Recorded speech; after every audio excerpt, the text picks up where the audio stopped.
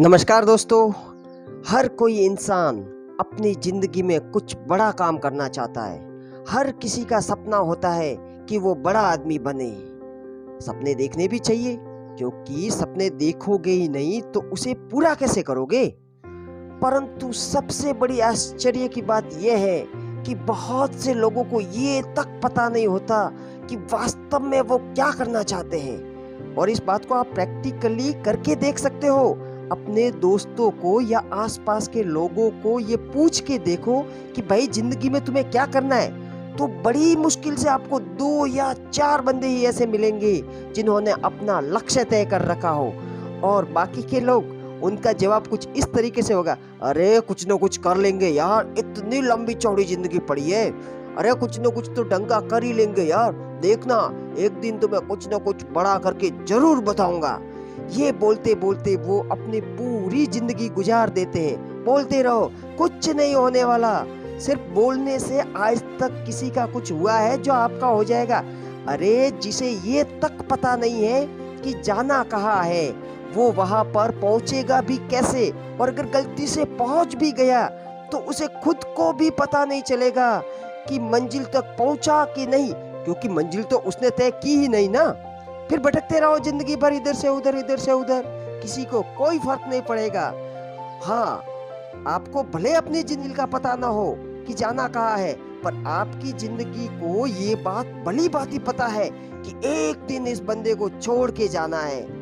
दोस्तों, हम सबकी जिंदगी बिल्कुल उस खाली पड़े हुए खेत के समान है, जिसमें हम चाहे तो अपनी मर्जी से गुलाब के फूल लगा सकते हैं, चाहे तो आम के पेड़ उगा सकते हैं, और अगर कुछ भी नहीं उगाओगे तो भी प्रकृति इसे खाली रहने नहीं देगी। वो अपने आप उस खेत में बबूल, घास फूस और भी कई प्रकार की कांटेदार झाड़ियां अपने आप उगा देगी, क्योंकि प्रकृति को खालीपन पसंद ही नहीं है भाई। आप चाहकर भी अपनी जिंदगी को जाने से रोक नहीं सकते। फिर क्यों ना कुछ ऐसा करके जाए कि जीवन के आखिरी पलों में इस बात से सुकून मिले कि जिंदगी में जो कुछ भी पाना था वो पा लिया, अब कोई चिंता नहीं। तो इसके लिए सबसे पहले आपको अपना लक्ष्य तय करना पड़ेगा। फिर वो लक्ष्य चाहे कितना भी बड़ा क्यों ना हो, अरे बड़े से बड़ा क्यों ना हो, अगर आप अपने लक्ष्य के बारे में सोच सकते हो तो आप उसे हासिल भी कर सकते हो। बस आपको खुद पर यकीन होना चाहिए कि आप इसे कर सकते हो। अच्छी तरह से सोच समझकर, पूरी ईमानदारी से खुद को जानकर, अपनी खूबियों को, ताकतों को अच्छे से परख कर अपना लक्ष्य तय करें। ऐसा नहीं कि आप स्पाइडरमैन या फिर बैटमैन बनने का सोचो, क्योंकि ये सब काल्पनिक चीजें हैं, ख्याली पुलाव है, खाते रहो जिंदगी भर, कुछ नहीं होने वाला। और इसका दूसरा पहलू ये है कि आराम से खुद को अच्छे से समझकर अगर आपने अपना लक्ष्य बना दिया कि भाई मेरे को ये करना ही है, किसी भी कीमत पर मेरे को ये करना ही है, इसके अलावा कोई ऑप्शन ही नहीं है, और अगर आपको पूरा यकीन है कि आप उसे कर सकते हो, तो फिर दुनिया की बड़ी से बड़ी ताकत भी आपको नहीं रोक सकती। बस आपको अपने आप पर यकीन होना चाहिए। दोस्तों, मान लो मैं आपसे ये कहूँ कि अंधेरी रात में आपको बाइक लेके यहाँ से 50 किलोमीटर दूर किसी गांव में जाना है, और आपको लक्ष्य दे दूं कि वही गांव आपका लक्ष्य है, और आपको एक बढ़िया सी बाइक दे दूं, तो आप फटाक से तैयार हो जाओगे। क्यों भाई? क्यों? आपको 50 किलोमीटर दूर जिस गांव में जाना है वो लक्ष्य आपको दिख रहा है? नहीं दिख रहा ना। अरे रात के अंधेरे में तो क्या, दिन के उजाले में भी आपको 50 किलोमीटर दूर नहीं दिख सकता, फिर भी आप जाने के लिए तैयार हो जाते हो, क्योंकि आपको ये बात भली भांति पता होती है कि आप जैसे जैसे आगे बढ़ते जाओगे, आपके रास्ते का अंधेरा भी आपकी बाइक की लाइट की वजह से अपने आप मिटता चला जाएगा। फिर धीरे धीरे आपको अपनी मंजिल नजर आने लगती है, और आखिर में आप अपने लक्ष्य तक पहुंच ही जाते हो, उस गांव में जहां जाना आपका लक्ष्य था। और आपने इस पूरे सफर में कभी भी 50 किलोमीटर दूर तक देखने की कोशिश ही नहीं की, सिर्फ इतना ही देखा जितनी लंबी आपके बाइक की लाइट जा सकती थी। दोस्तों, जिंदगी की सबसे बड़ी खूबसूरती ये है कि आप जैसे जैसे आगे बढ़ते जाते हो, जिंदगी भी अपने आप को उजागर करने लगती है। सारे के सारे रास्ते अपने आप खुलने लगते हैं और आप अपने लक्ष्य तक पहुंच जाते हो। दोस्तों, जिसने भी दुनिया में बड़े बड़े लक्ष्य हासिल किए हैं, उनको भी सिर्फ इतना ही पता था कि मेरे को ये करना है।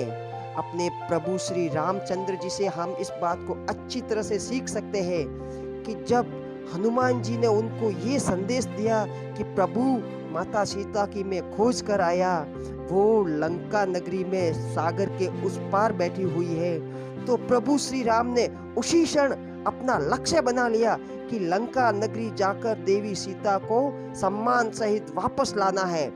और उस समय क्या था प्रभु श्री राम के पास? अरे कुछ भी तो नहीं था, सिर्फ कुछ भालू और वानरों की सेना थी। उन्होंने कहीं और से सहायता भी नहीं मांगी, उसी सेना के साथ निकल पड़े और पहुंच गए दरिया के किनारे।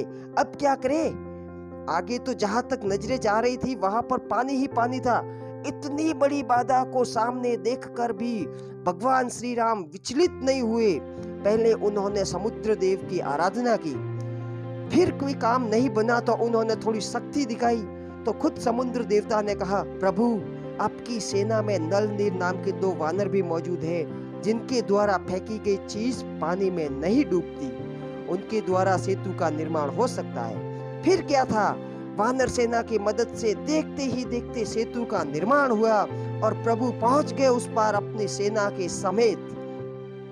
राम जी चाहते तो हनुमान जी को भेज सकते थे अपने भाई भरत के पास सहायता लेने, कि भाई जाओ भरत को बताओ कि तुम्हारा भाई बहुत बड़ी मुसीबत में फंस गया है और मुझे तुम्हारी सहायता की जरूरत है।